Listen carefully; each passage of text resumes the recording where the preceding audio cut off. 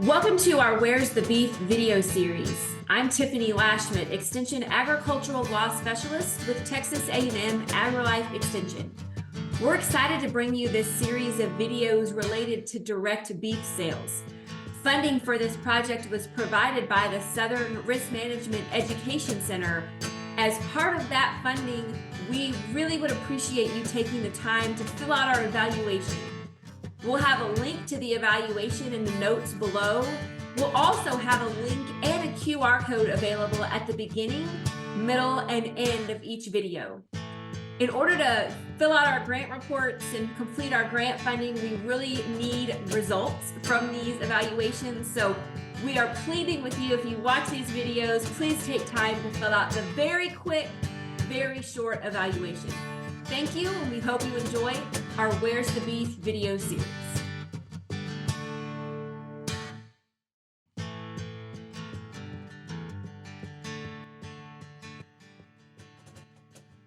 I'm Josh Cook. I'm the plant manager for Clint and Sons Further Processing. I have been doing this for 23 years.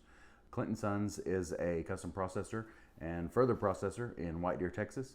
We employ close to 50 people. We process 40-ish beef a week and about 50 hogs a month. A few months where it's a lot more than that, and we do a lot of value-added products in a separate plant. Okay, and talk to us about your plant. You said it's a custom. So are you guys custom, or are you also inspected? So it's a USDA inspected plant, but we do custom work. So the products that we produce are under USDA inspection, but they're for the customer. So it's not a boxed beef plant. It's a custom plant. But yes, both plants are under USDA inspection. Got it. And the benefit of that, right, for the customer of yours is that they have the ability to sell that beef then anywhere in the United States. They do. It cleans things up a lot. You know, there's state inspection, which you can do a lot with, but USDA just removes a lot of questions, and health inspectors and people who aren't as familiar with the industry, it just removes a lot of question answering that you might have to do. Got it. Okay. So do you have to shut down like one of your plants, or do you have to like do it only on a certain day? No, so we're blessed to have two different plants. One that does beef year round, and then the other one we do pigs at during pig season. We buy some cattle for hamburger, some cull cows, stuff like that. We buy some of those, and so that plant does that, and then that plant also does all the wild game. And so thankfully, venison season and pig season don't align, and so by the time we're done with the deer, pigs are really getting ramped up, stock show season, and then we fill it full of that, and then throughout the summer we can do those cull beef. So it really kind of works out, but you can do both in the same plant. You just have to have a separation of time and or space. So you could do beef today and deer tomorrow. You could do beef in the morning, clean everything, do deer. There's a lot of different options out there. It's mainly just making sure everything that's different is different. You know, you got to keep it apart. Another thing I think is important to flag for people, you guys are a USDA inspected facility. You also do some custom exempt processing as well for customers. We do custom exempt, especially all of our beef are slaughtered under USDA. We don't do any slaughtering that's not USDA. A couple reasons. One, we try to do all of our slaughtering during the weekdays, and we have a USDA, we have two USDA inspectors in-house at all times during that, so they're all going to be USDA. But we have USDA inspection hours Monday through Friday. We don't on Saturday, and so we have the option to be able to cut on Saturdays as long as those beef are all custom exempt, not for sale beef. And so if the customer is just taking it and putting it in their freezer, they're not selling it, they can get it done under that. We're not doing anything different on Saturday that we do during the week. It would be just the same as if the inspector was there. The only difference is it's Saturday, and so the inspector is at home and not in our plant. Okay. Talk to us about what makes Clint and Sons different than other processors. So we do a lot of aging. A lot of places you go and take beef to, they run them through pretty quick. Most all of our beef hang 21 to 28 days. But we pride ourselves in our value added stuff. So you're not just, you don't have to just take home steaks and roasts and hamburger. You can take home steaks, roast, hamburger. You can also take home summer sausage, snack sticks. So you have a lot more options to try to further market your products. Yeah, that makes sense. Talk to us if you have somebody coming in and they are interested in doing a custom. I know you're inspected, but if they came in and they said, okay, we're just going to get this for our own purposes, right? Mm-hmm. And a lot of times I know people will do that on halves or quarters. Is there a limit to how many owners you would allow on an animal if you were going to do that type of processing? So it depends on if they want it cut different. So we try not to go further down than quarters if it's cut different. If it's cut the same, I mean, you could split it up. You could give out individual ribeyes and stuff if you wanted. But as far as the way we split it, we typically try not to go smaller than quarters. Okay, great. Talk to us on the value added front. I think this is something, like you said, it gives a different option for folks if they're coming in, and particularly for some cuts that may be more difficult to sell, right? Yep. There's some different options there. Talk to us about that and the benefit you think that is to your customer. Most people who get into this realize real quick that they're going to have too much hamburger and they're going to have too much rounds. Not enough people eat chicken fried steak that you're going to get rid of how much rounds you have. So being able to turn that into something like a jerky, a snack stick, a sausage, something like that will really free up some freezer space, but more importantly will give you more access to get more ribeyes through, to get more fillets, more short loins, whatever cuts you're actually having luck selling, you'll be able to get more of that because you're finding another source for the troublesome areas. Yeah, that makes sense to me. And that's one thing we talk about in our class, right? That managing the inventory is a huge piece of this.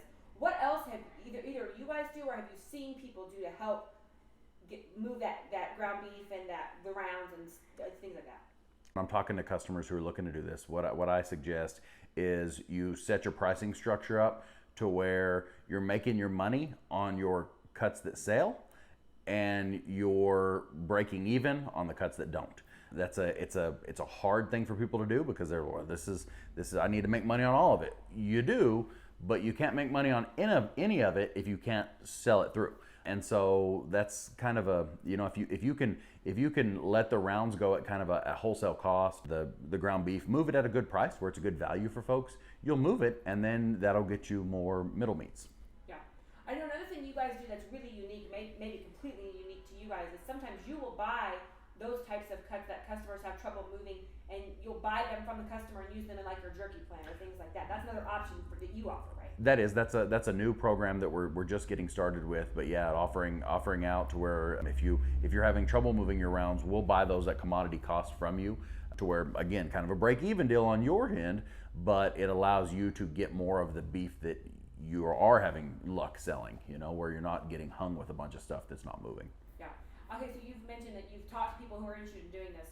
How many people have you seen come through that are interested in looking at the direct beef sales model? Hundreds or thousands probably over the last years. I've been doing this 23 years and it's been going on for at least that long. At different times it's more prevalent than others. After COVID, everybody got into it. Most of those have fallen off by now, but there are still some that were started in that time that are still going. Yeah. What do you think some of the keys to success are for somebody who's starting out a business like this? You've got to realize that you're not a farmer, not a rancher anymore. You're a marketer. You're not a direct beef sales company. You are a marketing company. You have to convince your customer why your products are not only better, but that they're willing to go out of their way to get them because they're already going to Walmart. So why do they need to not get beef while they're there and get it from you instead? And probably in most cases pay more. Why do they need to pay more, go out of their way to get it, to buy it from you? And being able to tell your story of this is my granddaddy's ranch and so on and so forth, that's not a sufficient reason. And most folks, that's what they rely on, and that's not adequate. Okay. Another thing I know that happens a lot is people get into this and then realize it's a lot of work. Talk to us about what you've seen as far as the amount of time it takes to really do this if you're going to scale it and make it a business. It is, and you've really got to be moving through so much to make it to where it's profitable. If you're just doing a couple head a year, it might be fun to mess with, but you're probably not making money. You're not making money on it. It's just that there's so much that has to go through it, and so much. If your time is worth anything, you're not making money on it. You really need to be moving at least several beef per month to even start to get to a break even on something for the amount of time that you're going to spend marketing, inventorying, selling, and so on and so forth. It's a lot, so it's a big undertaking. Okay. One thing we're really interested in talking to you about is on the processor side. We talk a lot about you got to do your homework when you're choosing a processor. Talk to us just baseline. If I'm somebody who's brand new to this, just starting my business, if I'm going to go talk to different processors, what should I be looking for? What should I be asking? There's a couple things you can look for. Most processors have some form or fashion of a retail front, whether that is a counter sales where you ask them, but buy some stuff that processor's selling. See how it's packaged, see how it's cut. Does it look like something you would want to buy? If what they're putting out for their retail sales doesn't look like something you'd want to buy, then you probably shouldn't process there. So that's one thing you can do. Find out how they're packaging it. There's still a lot of folks out in the world that do paper wrap. That's maybe the cheaper option, but I don't think in anybody's opinion is the better option. You're gonna freezer burn stuff. Some folks are doing a vacuum pouch packaging, that's what we do. Some people are going with roll stock. So it depends on what's best for you. It depends on what's best for your customer, and probably the biggest thing is pricing, because you can pay the least and you're probably going to get the least. You can pay the most and maybe get the most, or maybe just end up with a lot bigger processing bill and a lot less profit on your beef. So you want to kind of see where you're at, see what kind of value you're getting for your dollar. Okay, talk to us about pricing. What does it typically look like when I'm saying I'm going to bring these calves in? What's the pricing look like? I know everybody does it different, but give me some ideas of what we should be looking for. So we do ours all price per pound. There's very few blanket fees in our deal. We do all of our stuff is vacuum packed. All of our stuff is aged. There's no additional cost for any of that. So we do 25-cent pound slaughter, and that's off the hanging weight. And then we do $1.25 on processing.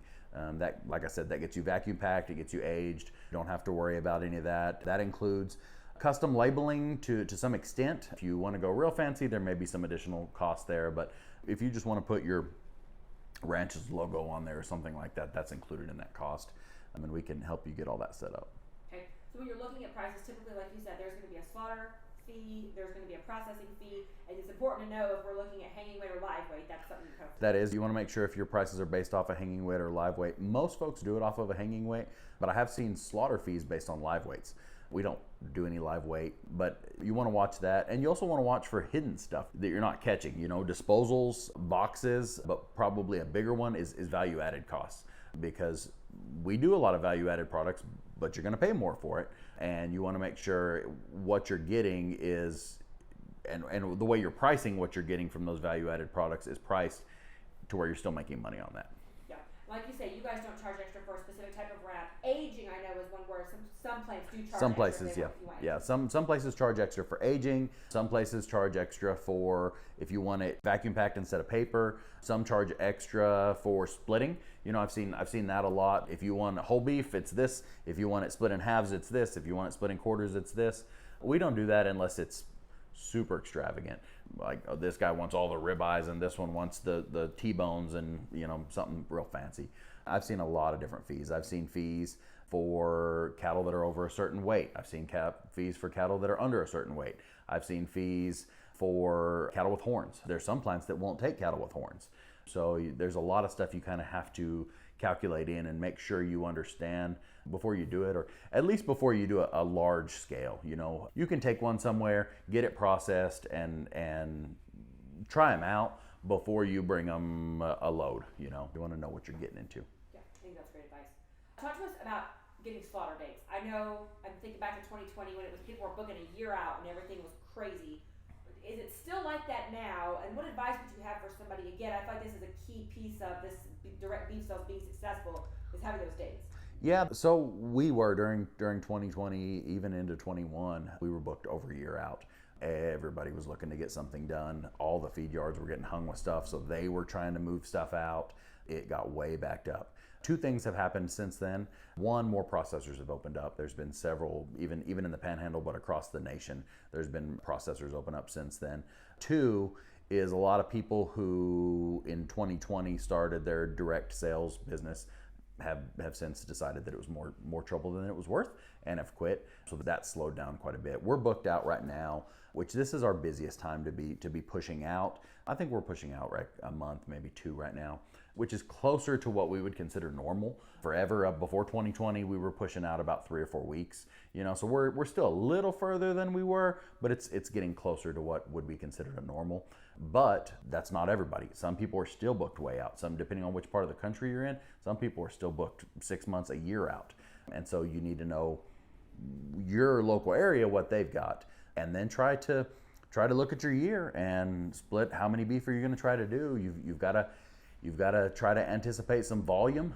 I guess that's part of being in business, is you're going to have to make some assumptions and jump off there and get you some processing dates and then have the beef to back it up.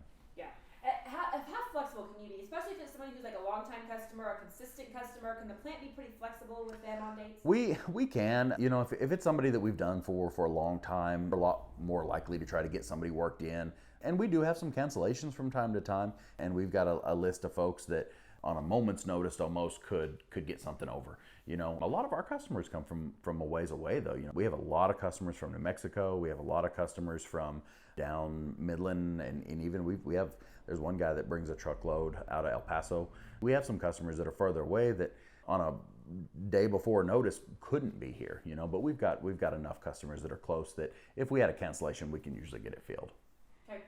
Labeling, you mentioned this earlier, talking about maybe additional charges if you wanted really fancy labels. Let's start kind of with the basics. If I'm coming in, I'm going to start my business, labeling is something you can help me get set up, right? Labeling is something we do in-house. Not all processors, and in fact, most processors don't. Most processors, a lot of this you're going to have to figure out on your own. We have blessed to have an FSQA on staff, and we have an on-staff graphic designer. And so having both of those things allows us to really be able to help customers get the label they're looking for without having to just go out on their own and try to figure it out. Because not only do we have a graphic designer and an FSQA, we have ones that are used to dealing with direct beef sales. Because if you just walk to any graphic designer and you're like, hey, I want to do this, well, they'll make you anything you want. You want to put any claim you want in the world on there, they'll make it for you. But the USDA might not like that. In fact, the USDA is not going to like that. And so you need to have both in conjunction to be able to get what you want on the label. And, a lot of folks find that sometimes the claims are more trouble than they're worth, especially breed claims. A lot of times breed claims, if you're going to call something Angus, you better be ready to back it up. And a lot of folks just find it's easier just to say quality beef or something as opposed to Black Angus beef. There's a trade-off, because there's some marketing value to being able to put that, but there's also some effort that's going to be involved. So you kind of got to weigh that out for yourself personally. Okay, what is the FSQA? FSQA is our food safety and quality assurance. She makes sure, one, that all of our stuff is safe and wholesome to go out. We do a lot of microbiological testing. She does a lot of environmental stuff to make sure that our plant is up to speed. But she also helps with labeling problems, labeling issues, making sure labeling is right on everything. She works directly in conjunction with the USDA, hand in hand, day to day, to make sure that what we're doing is going to be good when it goes out into commerce. Perfect. And you guys are federally inspected, so you're dealing with the FSIS labeling rules. And so if a customer comes in, you guys create the label, it has to be approved by FSIS if you're making any of those specialty type claims, right? If there's any claims, it does have to be approved by FSIS. We can do a lot of stuff generically in-house. Any of the specific claims do have to be approved by FSIS. Some can be approved. We have LSAS, which is where we can do it ourselves. And then there's been some that there's been enough claims that we've needed to go to a third-party expediter where they have a full staff of FSQAs, basically, to make sure everything's right. So we've done both, or all three, depending on what the needs of the customer are. Give us some examples of claims you've seen people make where you've had to do at least some sort of verification and approval. When you start getting into the words all natural, antibiotic free, along with some breed claims, that's where you start getting a little tricky, because the USDA is constantly changing their views on that. For a while, all natural was just a word that you could throw on anything, and then they got a little more stringent on it, and it's one of those that flexes all the time. And so you want to make sure that what you're doing is going to be approved not only for today, but down the road as well. So you want somebody with a lot of experience to kind of give that a look. Yeah. We've heard some people give us some advice, and it was, keep your label super simple. Put your company name, the required elements, leave it alone. If you want to make those other claims, you can mark it differently, but don't mention it on the label. What's your thought on that? So it depends on what you're doing. If you're selling it on your website and the customer's never going to see the product until they've already purchased it, you could go that route. But I know a lot of folks that are trying to put it in grocery stores or trying to put it in put a freezer case in their local hardware store or something. And at that point, you're not there to tell that story. And so your label has to tell that story, has to be your brand ambassador. Okay. Another thing, whenever you guys turn meat out of your plant, it has to have a label on it, right? The labeling is a required thing that you guys have to put on a product that leaves your plant. Correct. Everything that leaves has to have a label, has to have certain things on the label, it has to have safe handling.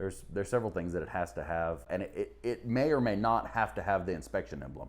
You know, depending on how it was processed, what it's processed for, it may have USDA, or it may have not for sale, or depending on if you're buying it directly from us, it may have a Clint and Sons exclusive, which is a retail exempt. Okay, got it. Talk to us, you guys have a storefront as well. So you have the processing, you also have a storefront. Talk to us about running a storefront where you're selling beef in particular. I know you have more than just that. What are your best selling products? Any consumer preferences? Any advice you could give from running that storefront?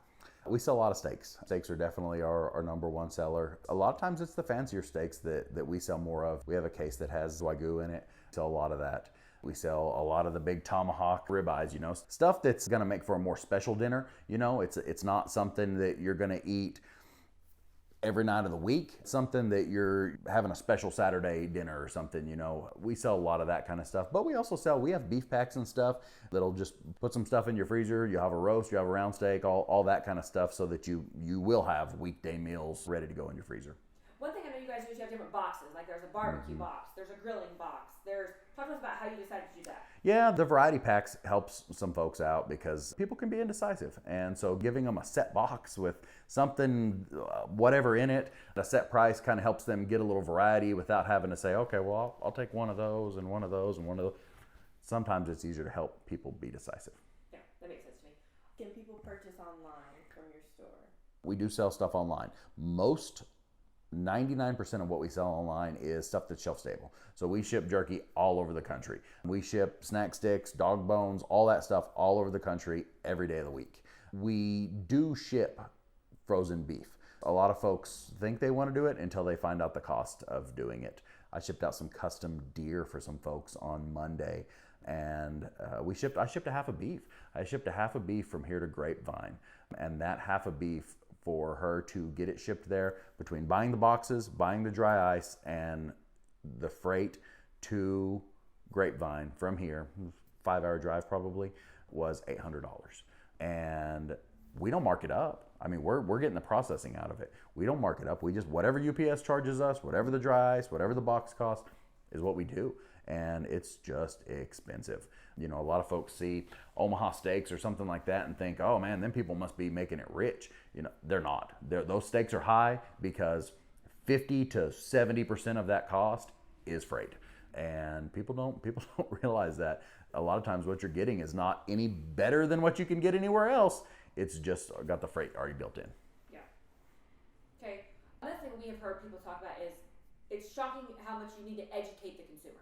Right, about different cuts of beef, about what it looks like if you're going to have one processed, about how to cook different cuts of beef. Is that something that you guys see as well? Yeah, we do that a lot. We use social media for that. And if you can sit down with a customer and kind of go over some different things and find out what they're utilizing, you'll realize that a lot of times people are using maybe this because that's what their mom did or that's what their grandma did, and maybe there's something better that they could be using for what they're doing that will make them a better final product to put out. You know, I see folks all the time that will take a sirloin and slice it up for fajita meat. Maybe that's not the best thing. Maybe that's what they like, and that's fine. Maybe it's because they've never tried skirt steak, you know, or maybe it's because they tried skirt steak but they didn't know how to cut it up, and so they cut it with the grain and it was too tough to eat. So a lot of that kind of goes in, and different marketing things have come along and brought new cuts in that maybe people haven't tried yet. You know, tri-tip's one of them that a lot of people haven't tried, and that's, in my opinion, one of the best cuts on the cow, and still a lot of people haven't had it. As far as giving people information, what do you find is the most useful? Like for some businesses, they'll do have a value add by will include recipes or will include information, or is there anything you guys have seen like, oh, people really like that? Yeah, I mean, people do like recipes. People really like recipes, something that, especially kind of quick and easy recipes, because everybody's busy, and anything you can do to help them use your product to make something that's going to make their life easier, they like that. And there's different ways you can do that. I mean, you can do that on social media. You can do that direct to the customer. You could include it in your boxes when they purchase something from you. There's a lot of different ways you can do it. Okay. Last big topic here, price setting. If you're starting out in this, I think this is something people really struggle with, because I think typically we're used to being a price taker, right, as cattle producers. Now you're a price setter. Talk to us about any tips on that. There's a lot of different ways you can do it. I've built some pretty in-depth Excel formulas that will do that. You can play with the numbers and eventually get to a number you're happy with at the end, and that works.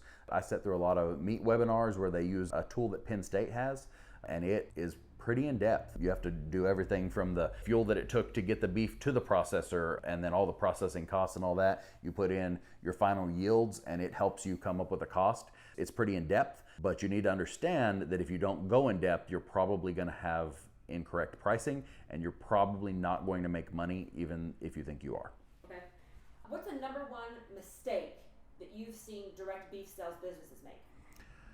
Probably pricing and or not enough marketing. People think that this is really great beef and you can have the best beef in the world, but if you don't convince customers to buy it, it's not going to do anything. And relying too much on, well, don't you want to buy beef that comes from my family's land that we've been raising beef on for generations, and this is our 5th generation bull right here that's breeding these cows, and look how good our beef is. Most consumers don't really care. They think they do. The consumers think they do until they see that, well, that's twice the price of this, and then all of a sudden they don't care anymore. Everybody does until it comes to cost. So talk to me about how we shift that then. Instead of talking about our 5th generation ranch and these genetics and da-da-da, what do the consumers care about? Consumers ultimately care about, they do care about that stuff, but they care about that stuff in conjunction with price. So you can be a little bit higher and you can have a little bit of claims in conjunction. If you have all claims but you're a lot higher, they don't care. If you're a little higher and you have pretty much no claims, why would they buy that? Not just buy the cheaper stuff down the road.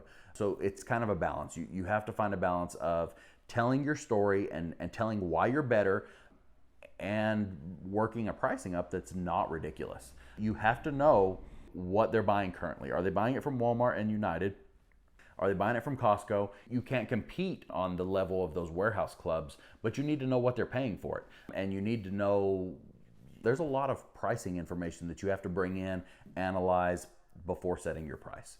And it takes a lot of thought to come up with a price that you think is based on the value you're providing. And you've got to spend some time doing it or you're not going to be set right.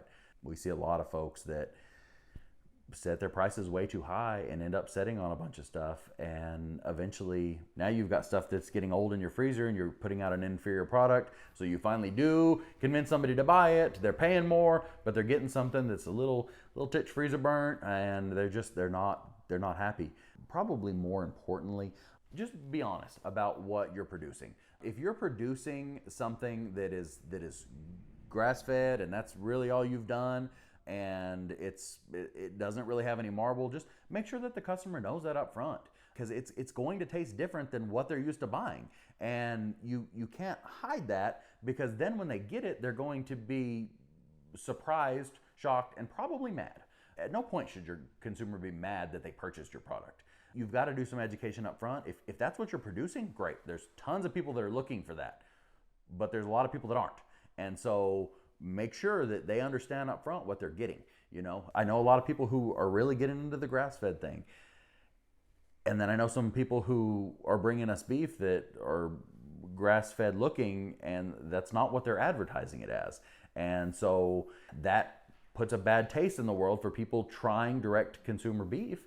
And so you've got to overcome that. You've got to tell them, look, this is not that, or this is that, and this is what you should expect. Either way, you have to educate the customer as to what to expect. The successful ones that you've seen come through, how long has it taken them to get to the point where they can stay, doing it and not close shut down? So if you make it past a year, I think your odds are pretty good. But it needs to be a year of you actually working it. Not, well, I processed 2 beef and I've been trying to sell them for a year. That doesn't count. They need to be actively working it, actively having slaughter dates coming up, getting those beef slaughtered and getting it to the consumer. If you can make it through a year, I think you're gonna do some good. I think the ones that I see that do it best have multiple marketplaces that they're selling through. They're selling direct to consumer, but they may be also selling some wholesale stuff to a grocery store, or selling it in a freezer deal. They're also selling halves. They're selling quarters. There's a bunch of different ways that they can market their product. I think those are the ones that are probably the most successful. But you also got to be careful with that, because that's also a good way to lose money. It's a balancing act of finding enough marketplaces to be able to move your product to where you can start getting some of the advantages of scale, but at the same time not running around, with your head cut off, trying to service all of these different things and making money on none of them. What did we not ask you that you think we should? I mean, the main thing that people have to understand is that there's going to be some cuts that don't move, and their goal is to find a way to move those cuts. You get, depending on how thick you cut them, you get 12 ribeyes off of a beef. If I had 12 ribeyes right here, I could probably sell them in the next 10 minutes to somebody. But if I had 50 pounds of round steak right here, I feel like I can sell something, but I don't know if I can sell that in the next 30 minutes. That's the trick. And finding a producer, whether it's us or somebody like us, that will do you some value-added products out of there, and then find homes for that. Because jerky is something, it's an impulse buy. And so if you're going to get jerky made out of it, it needs to be where people impulse. And a lot of times having to buy it from you and you're going to bring it to their house and it's a whole 10-step process, that's not impulse. And so if you're going to have those products, you kind of have to figure out ways to market those in. You can use them in promotions, you can use them in, if you come up with a pack, you can use them in a pack. They bring some value to your pack. You have to find different ways to market those less desirable cuts. Nobody has trouble selling, and this is the big packers as well. Nobody has trouble selling ribeyes. Nobody has trouble selling, strips. Nobody has trouble selling tenderloins. It's the ends that people have trouble with, and being able to find a way to get rid of those is pretty much how you make it work. If you don't figure that out, you can't make it work. And so that's the whole thing. How are you going to sell the chucks, arms, hamburger, and the rounds? If you don't know that, don't get into this, because that's what you're trying to figure out. You can sell the ribeyes. Everybody can sell the ribeyes. It's the ends that you're going to have trouble with.